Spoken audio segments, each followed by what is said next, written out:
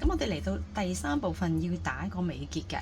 咁其實咧，我哋嘅目標咧就係令到佢捐咗落去之後啦，我開關扣開翻佢先啦，攞翻條繩，咁等佢大啲個窿，方便你啦。好啦，我哋嘅目標咧，嗱，咁我哋收翻細個開關扣先嚇。係啦，咁佢唔會跌出嚟噶啦，冇咁用啦。咁咧，你就可以度下你嘅手究竟要幾大啦。咁然後咧就去綁呢個鏈。咁呢個尾結咧，其實係一個好似平結咁樣噶啦。咁我喺呢度打個圈，係啦，將呢度咧自己塞翻入去呢個窿嗰度，穿翻過嚟。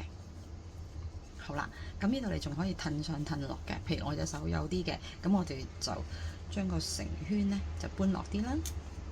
係啦，咁然後咧一拉實咧，咁其實咧佢就唔會出到嚟噶啦。咁有人咧就中意咧就剪短叫啦，係啦，跟住燒咗佢啦。